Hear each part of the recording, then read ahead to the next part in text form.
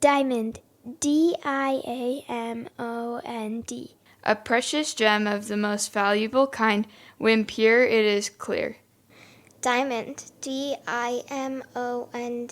A family name bringing traditions of love, hard work, and moral values. This is the Diamond Education Podcast with my mom and dad, Johnny and Kelly England.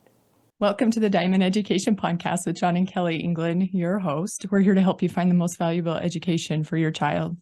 We are excited today to have Peter Knecht on with us. Peter Knecht is from Indiana, but never made it back after marrying a Utah girl following his mission while attending BYU. He loves anything outdoors, hiking, biking, climbing, camping, exercising, gardening. So Utah has become the perfect place to raise a family of 4 boys and bookend princess. New business development is his professional passion, but new business development for a cause is what attracted him to American Heritage School in 2011. Since then, he's been directing the school's worldwide outreach to make the AHS experience more accessible and sustainable for families around the world. Nothing makes him happier than to see students succeeding on their journey to finding and fulfilling their divine mission, a unique outcome that he is blessed to witness daily in his role. Peter, welcome to the Diamond Education Podcast. Well, thank you for having me. This is really fun. We're excited to have you, Peter. So we always like to start out our podcast with a question. What is education? So, wow. That's a big question. We could have a whole podcast on that one question. I right? know. Yeah. I know. Well, for American Heritage, it's a little bit unique. That's a good question because it dives right into the philosophy at American Heritage that is unique and that separates what we do at the school. That's quite a bit different from what other schools do and what other schools can do, frankly. Education for the whole person includes education for the soul, which includes education for the spirit. And that mind education complemented and combined with a faith education or a heart education, a spiritual education is education for the whole soul. So for us and for me, education really is education for the soul. Yeah, we love that. We've had some other guests on who are really good with Latin. And when you look at the root of education, it's educare in Latin, which means to draw out, right? And so what you're saying is we love that idea of, the idea of drawing out a remembrance of who we were before we came to this earth. And so we love that aspect. And so, thank you for that. That's definitely the spirit needs to be involved. Yeah. So what is the philosophy and vision of American Heritage worldwide? Because it's a little bit different. So, because you have American Heritage School, which is a traditional looking school with a building and stuff like that. And then you run American Heritage Worldwide. So maybe you can actually talk a little bit about I'm going to go back. Yeah. But maybe talk a little bit about the history of American Heritage and the American Heritage Worldwide. Yeah. Let's start with that question. Yeah. Yeah. In fact, it's impossible to talk about AHS Worldwide outside of the context of where it comes from. The history of the school dates way back to 1970, and a lot of people don't know that. It's really a continuation of the old Brigham Young Academy that operated for almost 100 years. And then in 1968, the church decided to close that prep school, that K-12 prep school for BYU.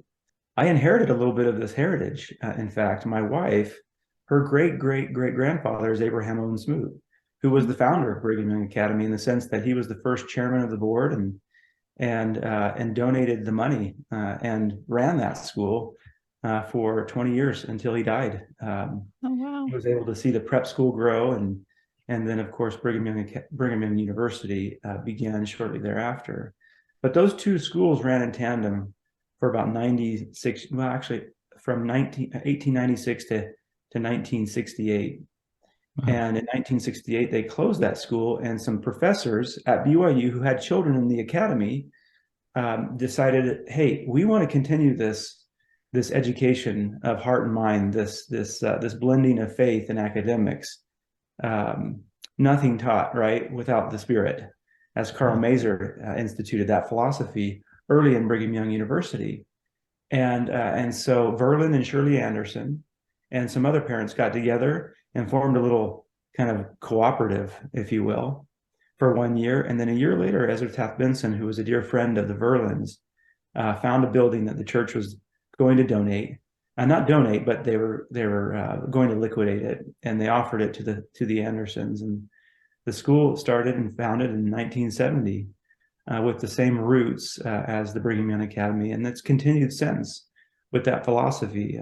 The mission statement is that American Heritage School assists parents worldwide in developing the hearts, minds, and bodies of children in order that they may be useful in the hands of the Lord in building the kingdom of God on earth, increase faith in and knowledge of the plan of salvation, develop a love, understanding, and appreciation for America and the founding fathers, develop the tools to make self-education a lifelong pursuit, increase faith in and knowledge, and discern between right and wrong, truth and error, and some other tenets as well of that mission. And so you can see we just continue kind of that faith-centered approach.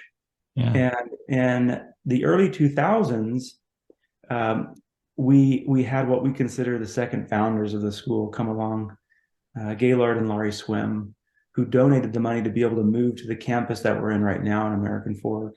Okay. And it's a beautiful campus. Yeah. I've been there. It's awesome. Yeah. It's really awesome. In 2007, they started what was then kind of a real primitive approach to reaching out to the community around them with a concept. And that evolved further as I joined the team in 2011. We expanded that effort and developed a resource called Family School. And Family School is kind of a one-room schoolhouse for homeschool families that are teaching children K through 8 primarily, and then some high school as well. And that operated and has been built and refined over the last 10 years. And in the last couple of years, we've expanded that offering to include a more student-facilitated resource called LiftEd, and that's at lifted.world. And this is a resource that's intended to reach families of all faiths, not just members of the Church of Jesus Christ of Latter-day Saints, but any family, any faithful family that wants to reinforce principles and values and doctrine of their faith and family values and their faith customs and traditions can use this platform to make those connections to these academic concepts that are taught each day. And that's kind of that's one of the most important initiatives that we have for LiftEd, is that it reaches families of all faiths. Yeah. So when you say that, Peter, like that's a tricky thing, right? Like all religions, you've got Muslim, Jewish, Christian, all sorts of religions. I guess, I'm just curious, how do you enable those parents with all those religions in LiftEd? Well, that's a wonderful thing that's afforded to us because of technology. Technology enables all of this now. It's just combining technology in a way that facilitates the crowdsourcing of this content from families who care. Any family of any faith who cares about integrating principles of their faith and academics can do it. We just have to build the platform, and then that platform attracts those families of those faiths and enables them with that particular tool. Today, in fact, I'm going up to Salt Lake City, and I'll be joining Juma prayer with the Salt Lake City Mosque, and meeting some people up there who are actually contributing some of this Muslim content in LiftEd. But it is one of well, there's not another thing that I'm working on that brings me more joy than this interfaith work. I love that because because our children like to learn about other religions, not just our own. And so I love that idea of all of it being worked in to see where it can all fit, right? Like where there's similarities and differences, and that you they bring can up another learn. point. You bring up another really attractive quality of this particular platform that we're developing, in that not only will children see as their primary the video. Well, let me just go back a little bit. It might be helpful to understand the method that we use to make connections to faith. It comes from an organization called FACE, the Foundation for America's Christian Education, and it's called the Principle Approach. And the specific method used within that kind of philosophy of the principle approach is called 4Ring. And it's something the school has used for a few decades now. You research an academic concept, that's the first R. And you use the very best books to do that. Primary sources, and original writings, right? And great books, great literature, classic literature. Then from that research, you reason second R, a principle of faith that comes out of it. So, and this one that this Muslim doctor is helping me with today, we've talked about mountains and the formation of mountains from magma and from tectonic plates and how they're different. And that's the academic concept. But from that, he's reasoned a principle of faith. In the Quran, it talks about how mountains are pegs that Allah has created to support and strengthen the earth. And we are like mountains too. We stand on the shoulders. He uses Mount Everest as this example. Mount Everest is 5.5 miles tall and it's 87 miles deep. Wow. So if you look at that in an image, you can see that as tall as it is, the tallest mountain on the earth, it's still much shorter than the actual mountain, the size of the mountain. And he said, you're like mountains. You stand on the shoulders of your ancestors, your family, your imam, your faith leaders, and ancient prophets, right? And how can you support each other? Well, you support your family, right? The family that will come to you one day. And so again, that's the relate. That question: how can you protect and support the people around you? How can you be a mountain or a peg in the Quran as it's explained? And that's the third R. So research, reason, relate, and then record. After we've learned this, what do we do? How do we demonstrate learning? There's lots of ways to demonstrate learning, and you do that through writing. You do that through acting. You do that through singing. You do that through some project. There's lots of ways that you can celebrate and record learning. So that's the 4Ring methodology. Well, when students get to that third reason, that second and third reason and relate, the piece that's really missing from public school and education that's strictly secular, right? We research and we record, but we don't do the reason and the relate. Maybe a little bit of relating, but we certainly don't do the reasoning of faith principle from the academics. And in this platform, when the students get to that point in the lesson, they'll watch the video that's of their faith, their primary video, right? But below that, they'll see thumbnails for other faiths, the reason and relate of other faiths, if the parents enable it. So it's just a setting that the parent uses. And if they want their children to learn in context of the Muslim faith, they can. I sure would. Yeah. And the Jewish faith and so on. Yeah.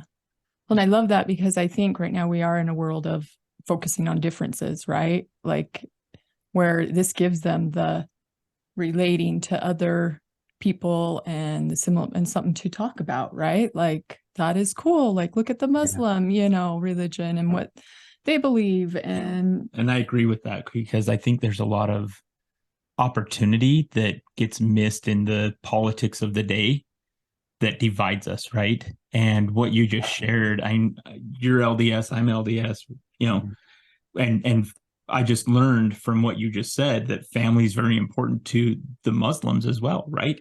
And that's a connection that we can have, and that gives us things that we can work on together. Even though our faiths are different, we can stand for a principle of, the family is central to God or Allah or whoever we're worshiping, right? That role is. And so I love that idea of bringing in all these different cultures, different religions, and showing how much we do have in common to where we can fight for what is good and beautiful in the world together. Yeah. How do you stand together? Imagine 12, 13 plus years of a child learning daily from the context of their faith, but then understanding how similar other faiths are to them. Yeah. They see the world so differently. They see people differently as a result of that. Of course, right? Well, not to be afraid, of the unknown, right? Like or even getting to know other people of other faiths. Yeah. So I love that. Yeah, that's awesome. That's Well, awesome. the faith-based, like you say, is so huge. We noticed that when we took our kids out of the public education system, it's missing a big part. That spiritual part of learning is huge in deciphering what is true, and I loved how you said original context and, things like that is so important, because nowadays it's so easy to be, this is what it is. You get it on social media, right? And you're like, check your sources. That children learn that as well, right? So and even something that we've learned recently from I don't know if you're familiar with Williamsburg Learning, right? Which is kind of a Utah-based one, but they talk a lot about helping children recognize thinking errors, things like confirmation bias, which is really easy to have, especially on things like social media, right? I like this stuff, and so all I see is that stuff, and I never have those ideas challenged, which is a good thing to have them challenged.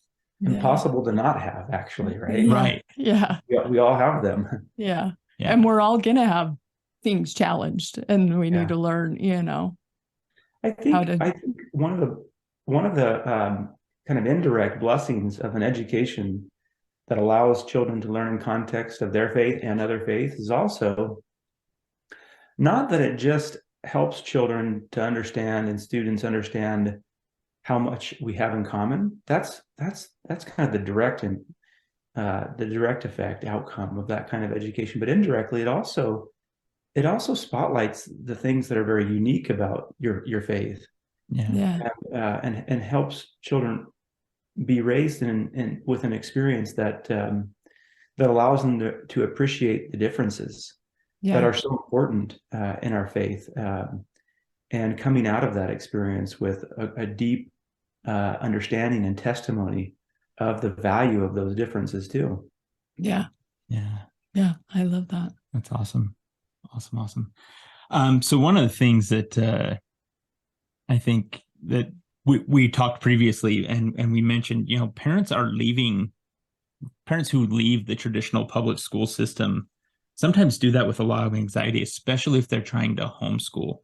And so you mentioned when we spoke previously, how does AHS worldwide try to be a stepping stone for parents as they're exiting that traditional public school system?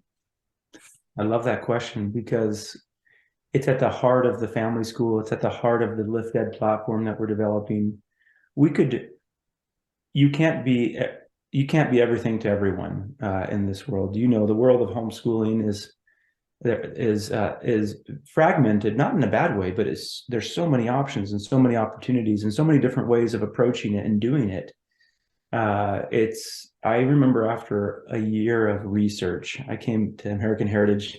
I was public school, probably like you were. I don't know if you were, but most of us were. And I knew nothing about the world of homeschooling. And I did a whole year of research, just thousands of surveys and focus groups and observations to learn what is it that American Heritage could do for families, if anything.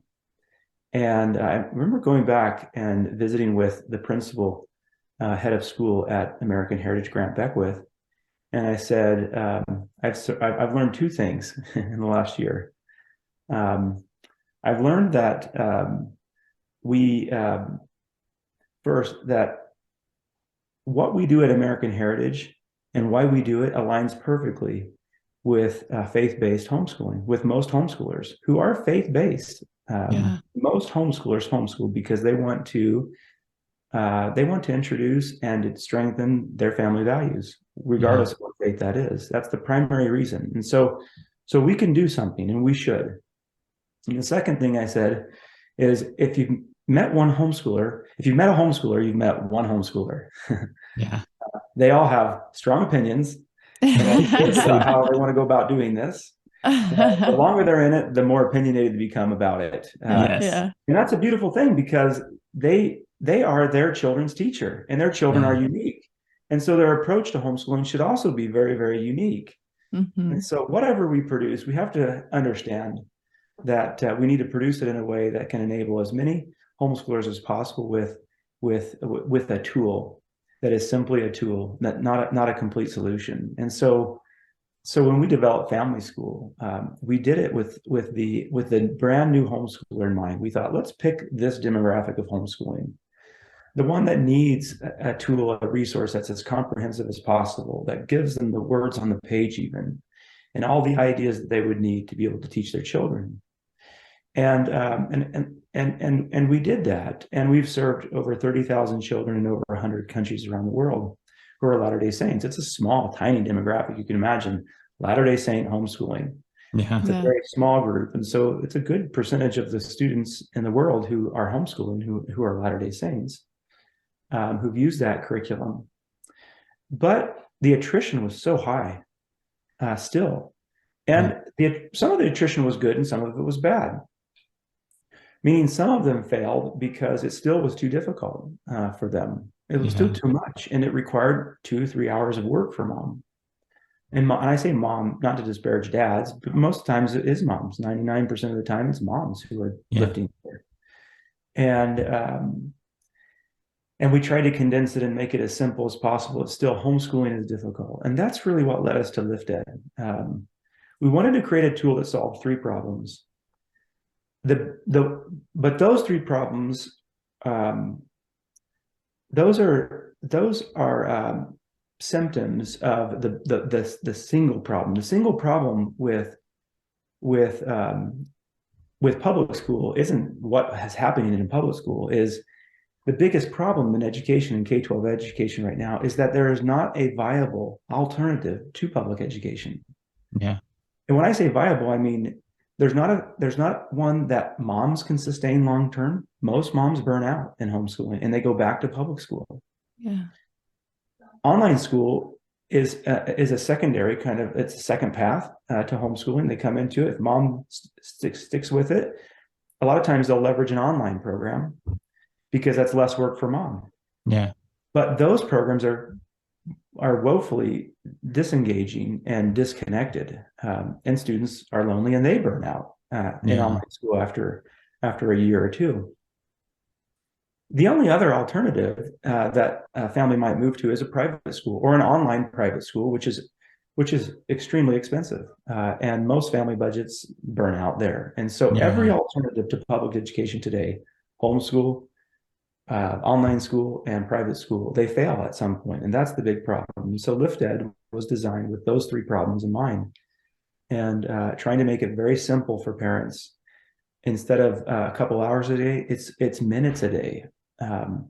Very connected for students. Instead of an independent study experience, they're presented with a learning path, and all along that path, they're connected with students in real time, and they're meeting in live discussions with coaches who are young mentors, right? We don't have to pay them like we would pay a professional employed teacher, but they're just what the students need to facilitate that next step of learning.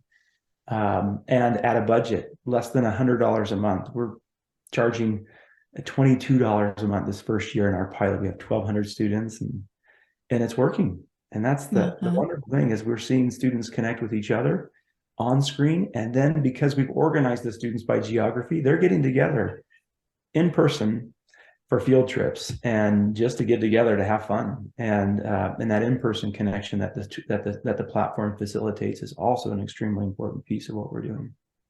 Yeah, that's awesome. I love that, because we're actually new to the homeschooled world. And when we first started, you try, and I hear this is a common problem, but you try to make it look like public school at home almost, right? Yeah. And like you say, Peter, it's not it burns you out, right? Because first of all, you're doing the same thing that wasn't working with the kids in the first place. And then it's really, we've learned appealing to what they want to learn and their interests. And it's taking less time. You can do a lot in a little amount of time. And I love it because we use your family school for history. And my kids love it, but it's been fun to pull from different areas according to our kids' interests and what fits their needs, to learn and grow. So I love that AHS is providing that stepping stone for parents. yeah, there's so much you can do together, right?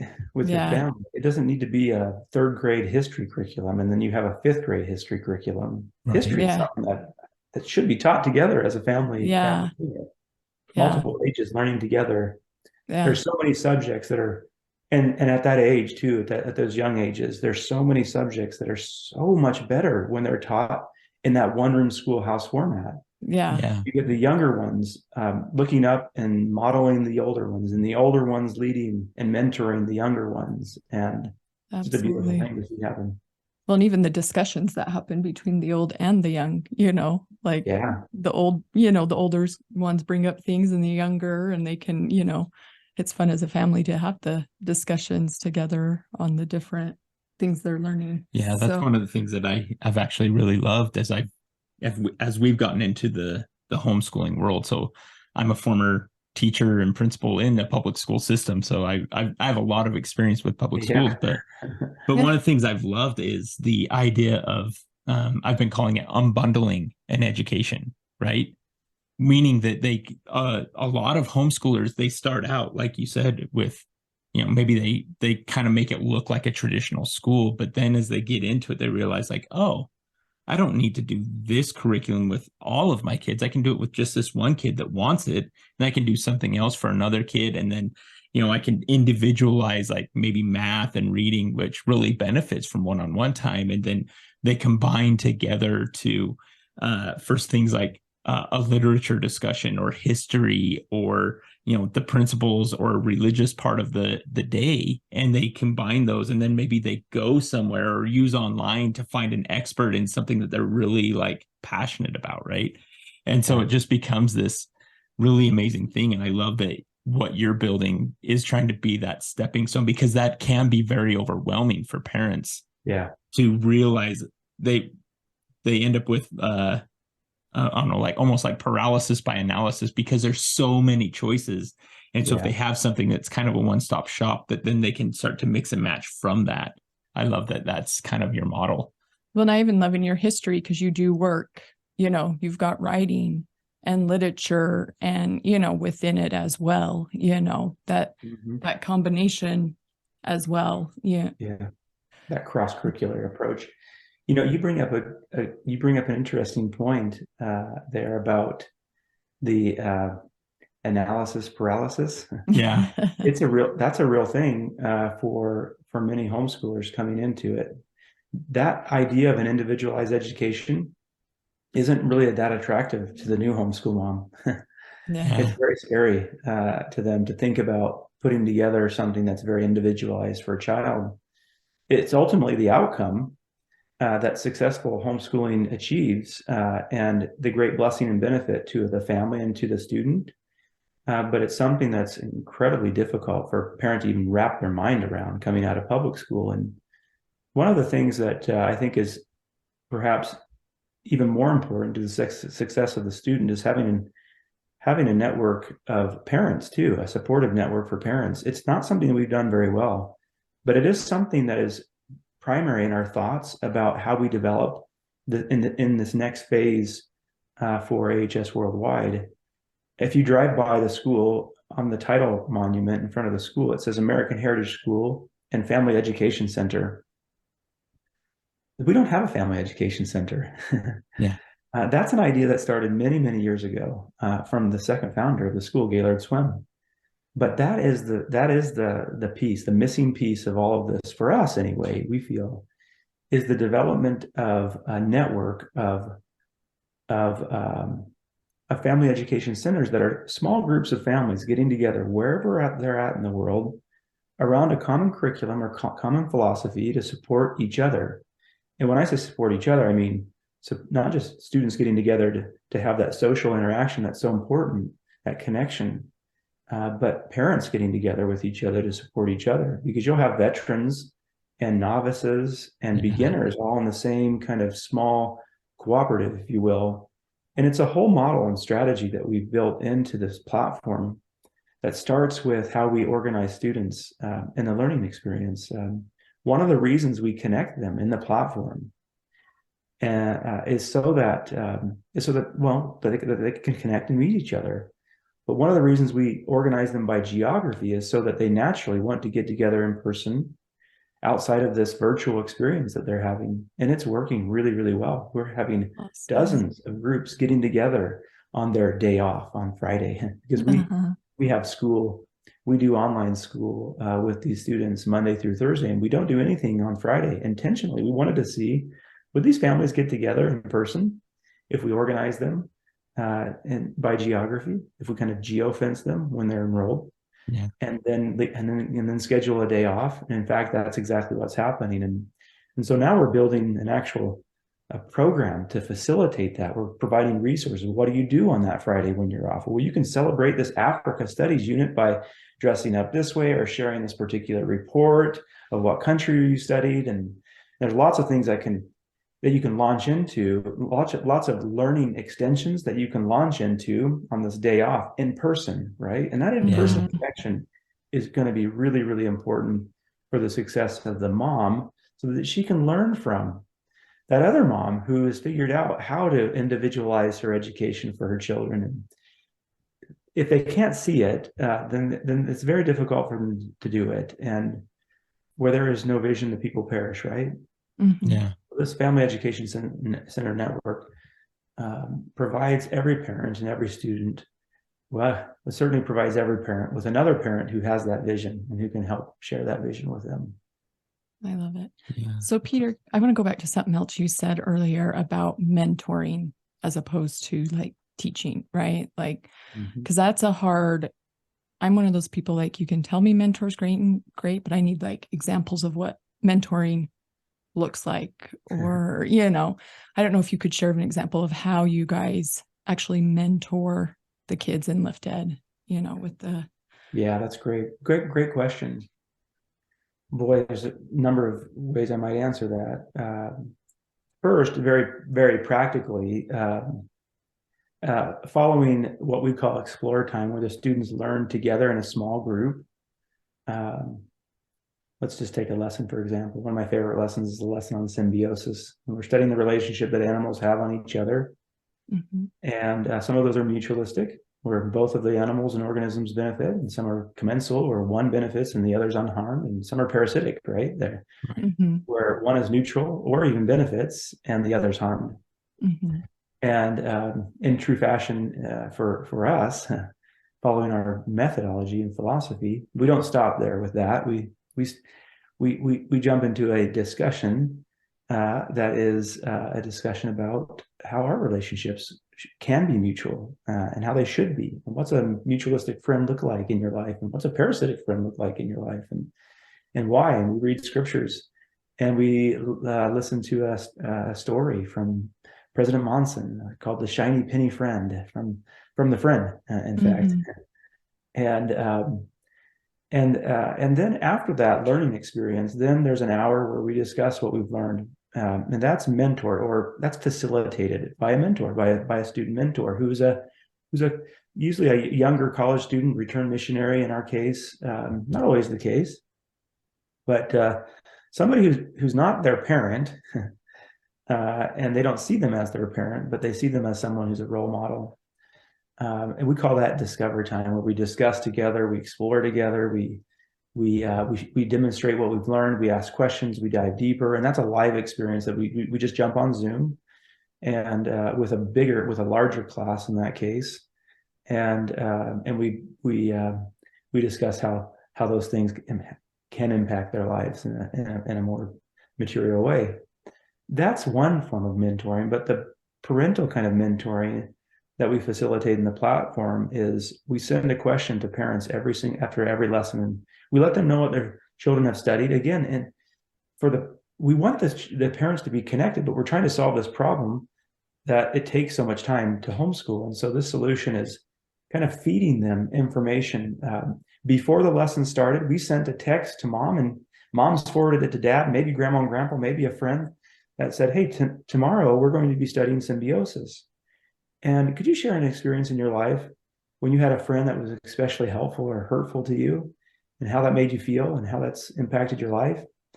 They click on a link, it opens up their camera, they share that story drops into the platform. And so mom and dad and whoever else now from the family or friends have shared a message that connects with this topic that we've been studying, and the parent can in 2 minutes, while they're waiting in line at Walmart or waiting to pick up Johnny at soccer practice, can leave a very connected and uplifting and meaningful message with their child that only took a few minutes, instead, again, preparing a whole lesson and delivering that. After the lesson's over, we send a little prompt, again, a text message to mom and dad and any parents on record that just says, hey, today we studied this. Here are 2 or 3 questions that you might ask over at the dinner table tonight, or during family prayer, or while you're driving to soccer practice, right? Just turning those dead times into meaningful discussions where parents can be involved in the experience, but again, not in time that they're setting aside each day, in addition to all the other things that they're doing, when they're doing the things they're already doing, eating, driving, praying.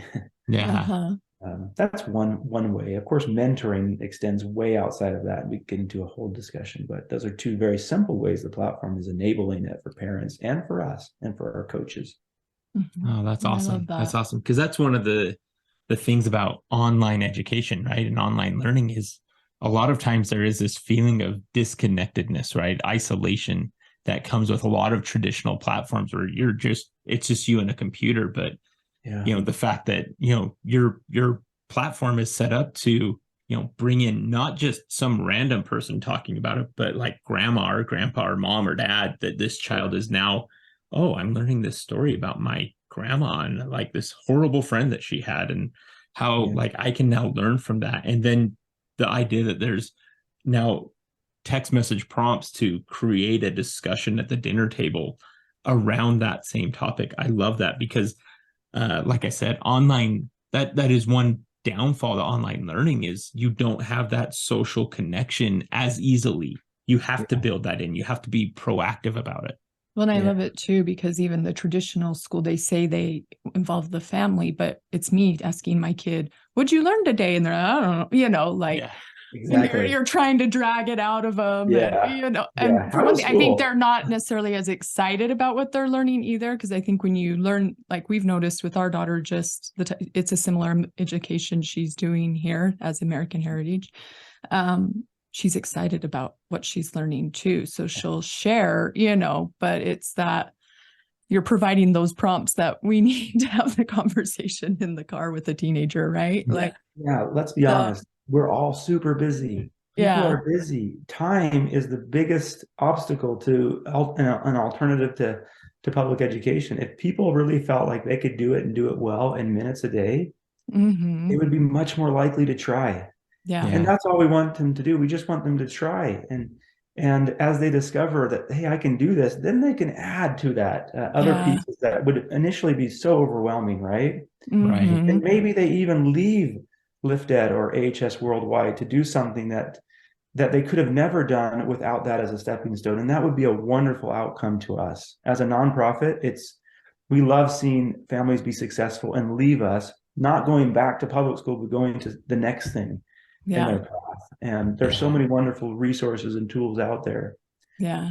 I think they just need a step from public school that they can actually visualize and sustain. Yeah, absolutely. That's awesome. So, well, and I even love like with your family school education, like, because we do the history I've mentioned, but there's days where we can get through the whole lesson, right? And then there's days where I'm like, okay, we need to just do 30 minutes. And then I even love like with my littles, you've got the 20-minute easy go, which is good for them, but then my teenager, I can do the hour, but that freedom and that's okay, good for you, Kelly. You figured it out. And many don't get that far to say, they don't give themselves permission to do just the 30 minutes that day. They're like, oh no, I've got to get it done or I failed. I've got to do the whole thing or I failed. That's not true. It's just whatever you can do that day is better than anything else that could have happened that day, or that they may have even consumed in public school about history. I don't want to disparage public school, but there's so many good things happening in public school too. There's so many wonderful teachers, and it's really the things that are coming into it that are mandatory Yeah. that are particularly concerning to parents, and why we're seeing this influx in this Yeah. move from public school to homeschool. Yeah. And that's unfortunate, because there are so many great There's some teachers amazing teachers. and Yeah. great content there. And my children have all been blessed by public school, Yeah. and they've been blessed by homeschool, and they've been blessed by American heritage, and we Yeah. can bring them all together, and they can work for our good.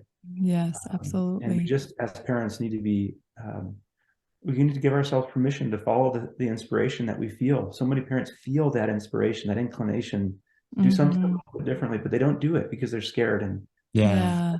they can do it. And it was eye-opening. Just school can be 3 hours. It doesn't have to be 6 hours, And it's amazing what we do. Like, I don't, like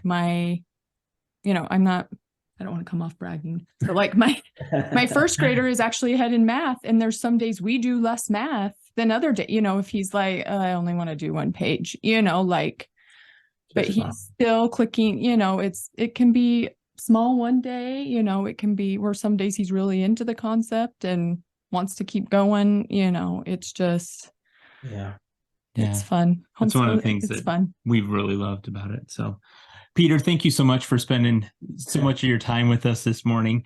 We like to end with one a little bit off the wall question, and I think it fits really well. We've talked a lot about history, and so who is one of your heroes from history and why? Oh boy. That's a great question. I think my at first instinct, my mind goes to one of my son's heroes, who's of course one of my heroes, and probably one of all of our heroes, is George Washington. George Washington. There was this point in the history of George Washington's life. Of course, his life, as you learn about George Washington, you see how he was protected and guided throughout his whole life, and so we can all relate to him in that sense, especially if we're learning that way. We're learning that we each have a divine identity, which is a real important piece of a faith-centered education, right? That we all have divine potential and we have a divine mission. He had one from a very young age, and the stories of George Washington are so fun to learn. There was this point in his life where he was given the option to become a king here, and he declined that offer, didn't he? Yeah. And I just think what an inspired man, who had what many of our leaders today sadly would jump all over and just eat it up, wouldn't they? Mm-hmm. And he knew the divine heritage of our country, and he knew his divine mission as well, and that it didn't include that. And as attractive as that would be, he passed. Mm-hmm. And that's always stood out to me as a tremendous example, and surely a definition of a hero. Yeah, that's awesome. I love that story too, because he's sometimes called the American Cincinnatus, right? Yeah, right. With this idea that he one of the stories that stands out to me about George Washington is there were some of his officers who were upset because unfortunately the American colonial government couldn't pay them. Right. They wanted their money, and they were starting to revolt. And so they invited him to come and join them. And so he came and he showed up, and I can't remember the exact statement, but I'll paraphrase, is this idea that he pulled out his spectacles and put it on as he wanted to read something. He said, and he apologized, basically, I've gone blind in the service of my country and the defense of my country, right? And that's not the exact quote, but I love that idea of like he helped them, and those officers, they dispersed. They decided, no, like this is, if George Washington isn't going to join us, like we can't do this. Like he's willing to give these guys this country a chance to begin something new. And I love that humility that he had. That humility that he had. So well, and he never even really wanted to be like in charge ever. He wanted to go back to Mount Vernon and call it. But it's a sacrifice to him. Yeah, I think he was definitely willing to serve the country but he didn't seek for that Yeah. necessarily. Yeah, Always. But, that's a really good point. yeah. So- So Peter, thank you again so much for Thank joining you. us. What a joy. Yeah. How can our listeners find out more about American Heritage Online and the Lift Ed? The easiest way is just to go to AmericanHeritageSchool.org, and then they'll see a tile for AHS American Fork, AHS Salt Lake City, and AHS Worldwide. And the Lift Ed platform, there's another landing page for it where they can learn just about Lift Ed, and it's lifted.world. Awesome. Again, thank you so much for being with us. Thanks, Peter. Thank you. Thank you for listening to the Diamond Education Podcast. You can connect with us on Twitter, Instagram, and Facebook. At Diamond Education, DIMOND, or on our website, diamonded.com.